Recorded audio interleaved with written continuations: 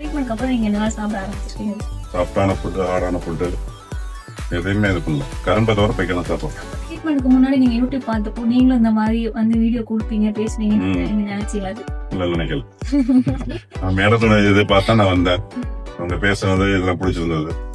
வந்து பேசினேன். இப்போ காசு எல்லாம் கரெக்டாக சொன்னாங்க ஓரளவுக்கு. ஏன்னா இப்போ நல்லா சொல்லலை. அதனால ஒத்து வந்தது செஞ்சேன். சொன்னபடியே எல்லாம் இருக்காங்க. அப்புறம் உங்கள் டாக்டரும் நல்லபடியாக பண்ணுறாரு எல்லாமே. உங்களுக்கு 5 ஸ்டார் கொடுக்குற மாதிரி மார்க் கொடுக்குற மாதிரி உங்கள் டாக்டர் வந்து கரெக்டான டைமில் வந்து எல்லாம் நல்லா பண்ணி தர்றாரு. அது பண்ணுறதே தெரிய மாட்டேங்குது.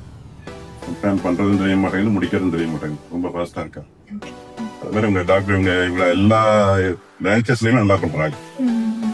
உங்கள் பிரான்ச்சஸ் எல்லாத்துலேயுமே வந்து ஒரே மாதிரி ட்ரீட்மெண்ட். இங்கே எப்படி இருக்கு அங்கே அப்படி இருக்குன்னா கிடையாது. எல்லா இடத்துலையுமே நல்லா கவனிக்கிறாங்க. ஒரே மாதிரி கவனிக்கிறாங்க. நிச்சயமா வந்து இந்த வீடியோ நிறைய பேருக்கு வந்து பயனுள்ளதா இருக்கும். ஸோ உங்களோட அனுபவத்தை பகிர்ந்ததுக்கு ரொம்ப நன்றி. ரொம்ப நன்றி. நன்றி.